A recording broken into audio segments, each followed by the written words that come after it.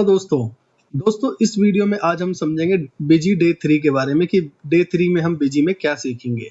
दोस्तों, अगर आपने डे 1 डे 2 की वीडियो नहीं देखी है तो डिस्क्रिप्शन बॉक्स में जाके आप लिंक पे क्लिक करके डे 1 डे 2 की वीडियो देख सकते हैं, जिसमें हमने ये डिस्कस किया कि डाउनलोड कैसे करना है, इंस्टॉल कैसे करना है, कंपनी को क्रिएशन कैसे करना है, कौन-कौन सी डिटेल कहाँ-कहाँ पे मेंशन करनी है।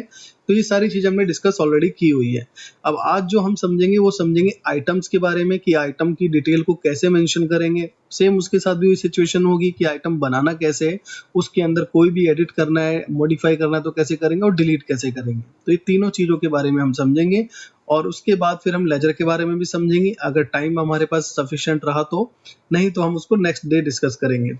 तो दोस्तों बने रहे मेरे इस वीडियो में। अगर आप नए हैं तो जरूर चैनल को सब्सक्राइब करें। सॉफ्टवेयर को बाय करना है, पेड सर्विसेज लेनी है, कस्टमाइजेशन कराना है तो दिए गए नंबर पे हमारे कांटेक्ट कर सकते हैं।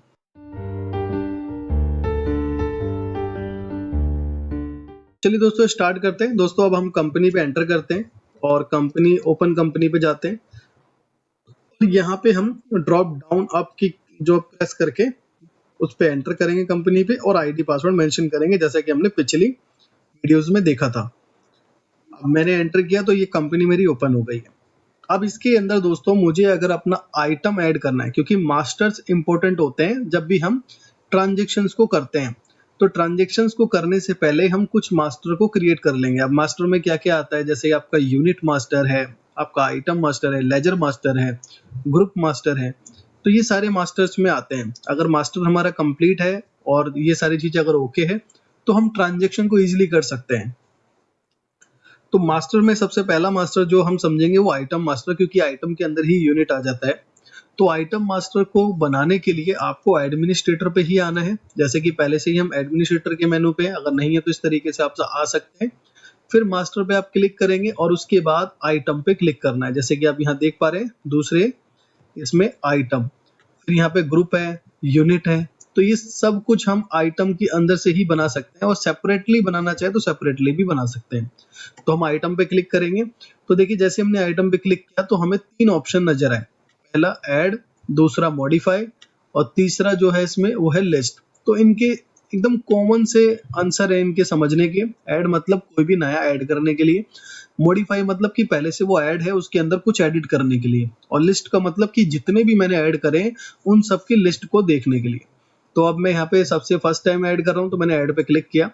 अब ऐड पे क्लिक करने के बाद दोस्तों इस तरह से आपको एक फॉर्म ओपन होता हुआ नजर आएगा, जिसमें हम आइटम की डिटेल्स को मेंशन करेंगे और सारे के सारे यहाँ पे कॉमन वर्ड्स हैं। ऐसा नहीं है कुछ हार्ड वर्ड आपको मिलेगा कि इसका मतलब नहीं पता या फिर बहुत कॉम्प्लिकेशन, ऐसा कुछ भी नहीं है। बहुत इजी है। सारे के सारे जो आप डेली अपनी लाइफ में देखते होंगे आइटम कोई भी, क्योंकि कोई ना कोई प्रोडक्ट खरीदते होंगे डेली या कुछ दिनों में बाजार से या फिर कहीं से भी कोई भी चीज आप बाय करते हैं तो वो सारी स्पेसिफिकेशंस वही है। अब देखिए सबसे पहले ये नेम पूछ रहा है। अब यहाँ पे अगर ये नेम पूछ रहा है तो इसका मतलब ये है कि हमें आइटम का नाम डालना है। अब जैसे कि मैं यहाँ पे डाल देता हूँ कीबोर्ड प्लस माउस कॉम्बो। तो ये आइटम का नाम है और उसके बाद मैंने एंटर किया। अब एलियास में जो है आप डाल सकते हैं जो भी कोई इसका आइटम कोड हो या कुछ आप इसकी शॉर्टकट्स वर्ड को डालना चाहें। जैसे मैंने शॉर्टकट डाल दिया के एम सी डाल दिया। या फिर मुझे कोई आइटम कोड टाइप का बनाना है तो मैं आइटम कोड बना सकता हूँ। जैसे मान लो कीबोर्ड है तो KMC001, इस तरह से। तो ये क्या काम करेगा, जब आप सेल करेंगे तो वहां पे KMC लिखेंगे तो ऑटोमेटिक ये कीवर्ड, ये जो आपका आइटम है वो आ जाएगा ऑटोमेटिक। उसके बाद मैं एंटर करूंगा। प्रिंट नेम में आपको सेम यही रखना है, ऑटोमेटिक ही वो आ जाता है वैसे। अब ग्रुप में क्या कर सकते हैं, अब जैसे कि ये मैंने कंप्यूटर हार्डवेयर का जो है बनाया है प्रोडक्ट, और तो मैं यहाँ पे ग्रुप बना सकता हूँ कि ये एक एसेसरीज है। तो अब बनाना कैसे आपको ग्रुप, अब यहाँ पे आपको जो है F3 प्रेस करना है कीबोर्ड से। और अगर आपका लेटेस्ट कीबोर्ड है तो आप यहाँ पे FN F3 करेंगे, नहीं तो डायरेक्टली F3 प्रेस करेंगे। अब जैसे ही मैंने F3 प्रेस किया तो मैं अब यहाँ पे मान लो ये बना लेता हूँ कंप्यूटर्स पार्ट्स। उसके बाद एंटर। एलियास देखो यहाँ पे भी देखने को मिल रहा है, तो आप अपने अकॉर्डिंग एलियास डाल सकते हो। और प्राइमरी ग्रुप है तो प्राइमरी पे यस करें, जैसे कि ये प्राइमरी ग्रुप नहीं बनेगा क्योंकि ये कंप्यूटर पार्ट्स के बारे में। और अंडर ये जनरल रखना है आपको। उसके बाद एंटर करके सेव करना है। बाकी की जो और भी ऑप्शन देख रहे हैं, आगे जैसे जैसे हम बढ़ेंगे वैसे वैसे आपको समझ में आता रहेगा। तो ये हमने डाल दिया। अब देखो ग्रुप हम क्यों डाल रहे हैं, क्या बेनिफिट है इसका? इसका बेनिफिट ये है कि जब भी जैसे ही हम आगे बढ़ेंगे, कोई भी ट्रांजेक्शन्स करते हैं, तो हम इसके अकॉर्डिंग रिपोर्ट्स को देख सकते हैं कि मैंने मान लीजिए लैपटॉप के पार्ट्स कितने सेल कर दिए, कंप्यूटर्स के पार्ट कितने सेल कर दिए, क्या आज इसकी रिपोर्ट्स है, या मुझे स्टॉक्स को देखना है, क्योंकि आगे जब इन्वेंट्री बढ़ती है, आइटम बढ़ते हैं, तो हमें सप्लायर को क्या है, ऑर्डर देना है। अब ऑर्डर देना हमारे पे अगर 1000 आइटम है या 700-800 आइटम है, तो उनको देखना बहुत डिफिकल्ट है। अगर हमारे पे वेंडर का कॉल आया कि बताइए कितना लैपटॉप का पार्ट्स हमें देना है आपको, तो मैं सिर्फ उस वाली कैटेगरी पे क्लिक करके उस स्टॉक को चेक कर सकता हूँ कि कितने मेरे पास अवेलेबल हैं और कितने नहीं है। तो यहाँ पे जो है आपको बेनिफिट देखने को इसका मिलेगा। और उसके बाद यूनिट है। अब यूनिट में जो भी पीसेस है आपके पास, केजीज है, ऑलमोस्ट आपको यहाँ पे सारे मिलेंगे। इन केस अगर कुछ ऐसी यूनिट है जो नहीं है इसके अंदर, तो इस पे भी आप F3 प्रेस करेंगे, यहाँ पे डाल देंगे। मान लो इसमें नंबर्स नहीं है, तो मैंने नंबर्स डाल दिए और एलियास में NOS कर दिया। सॉरी, यहाँ पे M हो गया, तो मैं इसको NOS कर देता हूँ। और उसके बाद यहाँ पर भी हमें नंबर्स डालने हैं और उसके बाद सेव कर देना है। तो ये नंबर्स यहाँ पे आ गया। अब इसके बाद क्या है, ओपनिंग स्टॉक। ओपनिंग स्टॉक का मतलब आपको पता ही होगा कि जो अभी हमारे पास है, मान लीजिए सॉफ्टवेयर हमने आज बाय किया, लेकिन काम हम पिछले कितने सालों से कर रहे हैं, तो अब उन सब के बिल्स तो मैं चढ़ाऊंगा नहीं। टिल मेरे पास जो भी स्टॉक है वो मैं डालूंगा। जैसे कीबोर्ड प्लस माउस का कॉम्बो मेरे पास अभी मान के चलिए 75 पीसेस हैं, तो मैंने यहाँ 75 डाल दिया और उसके बाद एंटर करें। और पर आइटम की वैल्यू क्या है उसकी, तो यहाँ पे आपको मेंशन करना है पर आइटम की वैल्यू। तो मान के चलिए कि पर आइटम की वैल्यू जो है मेरी वो है 380 रुपए की पर आइटम की वैल्यू, तो मैंने यहाँ पे मेंशन कर दिया। अब इस पे क्या टैक्स लगता है, जैसे इस पे मान लीजिए 18% है, तो मैंने 18% डाल दिया यहाँ पे 18 टाइप करके। और यहाँ पे आपको कुछ बनाने की जरूरत नहीं पड़ेगी, क्योंकि जीएसटी तो सारे के सारे क्या है, एक ही क्राइटेरिया है, या तो 5 होगा, 18 होगा, 12, वो सारे बने हुए हैं पहले से। अब HSN कोड इसका जो भी है वो आप डालेंगे। मान लीजिए ये HSN कोड है इसका, मैंने मेंशन कर दिया। अब सेल प्राइस, मुझे कितने का सेल करना है, जैसे मुझे 700 का इसको सेल करना है। और परचेज प्राइस मेरे पे आता है 380 रुपए में। MRP कितनी है इसकी, MRP है इसकी 999 रुपए। और उसके बाद मिनिमम सेल प्राइस, मतलब कि एकदम कम से कम कितने में सेल कर सकते हैं, अब तो मैंने 650 डाल दिया। सेल्फ वैल्यूएशन प्राइस, मतलब कि आपको अपने अकॉर्डिंग इसकी वैल्यूएशन का प्राइस मेंशन करना है। वैल्यूएशन क्या होती है, जैसे कि मेरी 380 रुपए की खरीद है और मेरे पे 75 क्वांटिटी है, तो ये 380 75 से गुना हो जाएगी और वो मेरी वैल्यूएशन होगी कि इतने रुपए तक का मेरे पास स्टॉक है मेरी दुकान में। तो अगर ऐसे ही कोई आप अपने सेल्फ के अकॉर्डिंग निकालना चाहते हैं तो यहाँ पे डाल सकते हैं, और ऑटोमेटिक चाहते हैं तो ऑटोमेटिक ये अपने आप ही कैलकुलेट करता रहेगा। कभी आपके पास 380 की आएगी, कभी 382 की आएगी, कभी 374 की आएगी, तो उसके अकॉर्डिंग वैल्यूएशन को काउंट करता रहेगा।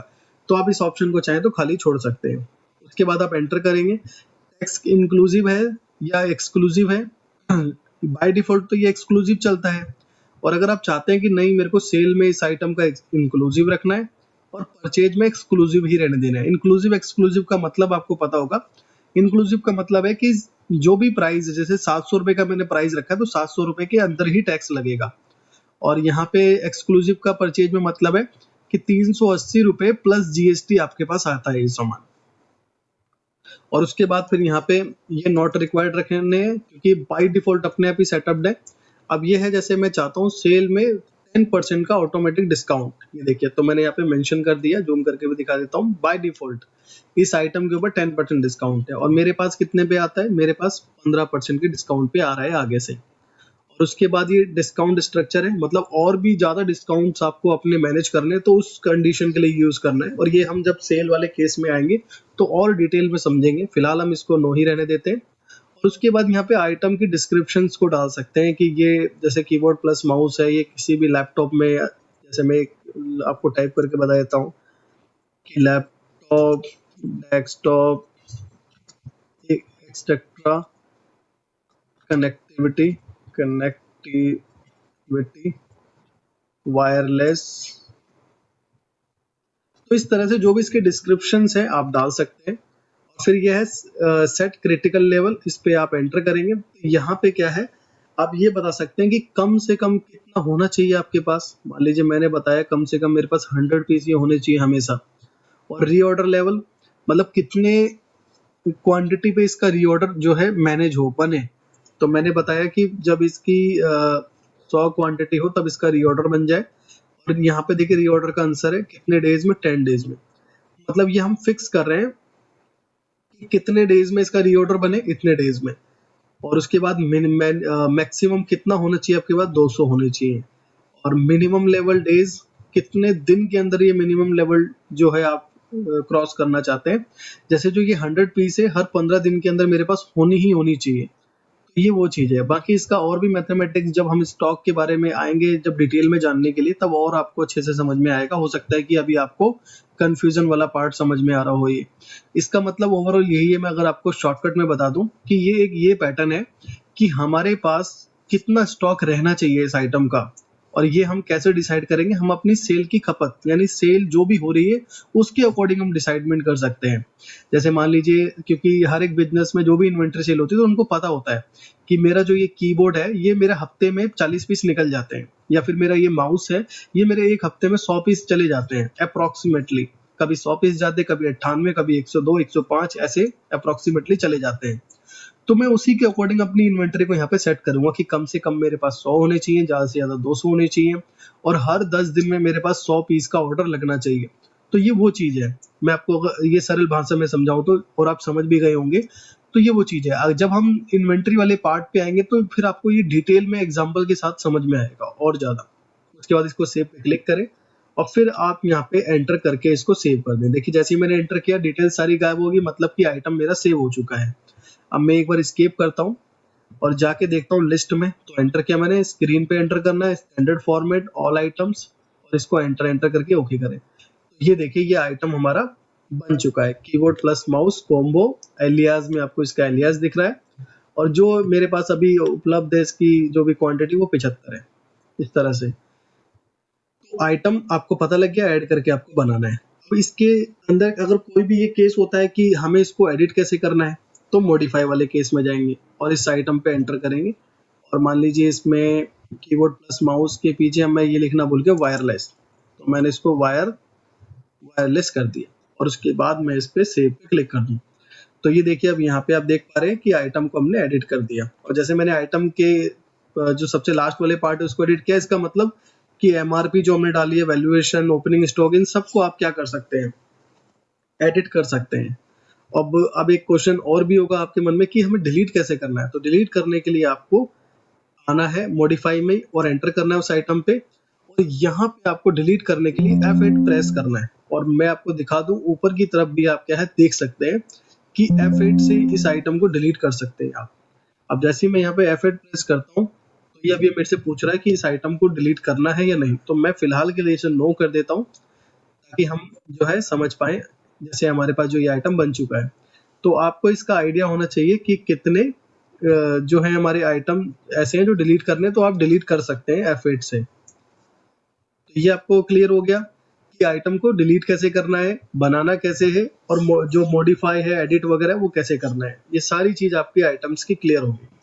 तो अगली वीडियो में, अगले डेज में हम ये समझेंगे कि अकाउंट मास्टर को कैसे देखें। अकाउंट मास्टर मतलब वो अकाउंट्स जिनको हम सेल करते हैं, जिनसे हम परचेज लेते हैं, तो उनको कैसे बनाएं और उनकी डिटेल को भी कहाँ कहाँ कैसे कैसे मेंशन करें, कैसे कैसे एडिट करें, तो ये नेक्स्ट वीडियो में हम समझेंगे। बाकी ये वीडियो आपको अच्छा लगा है तो वीडियो को लाइक करें, चैनल को सब्सक्राइब करें ताकि इस तरह की इन्फॉर्मेटिव वीडियोस आपको मिलती रहे। सॉफ्टवेयर को बाय करना है, पेड सर्विसेज लेनी है, तो दिए गए नंबर पे हमारे कॉन्टैक्ट कर सकते हैं। Thanks for watching.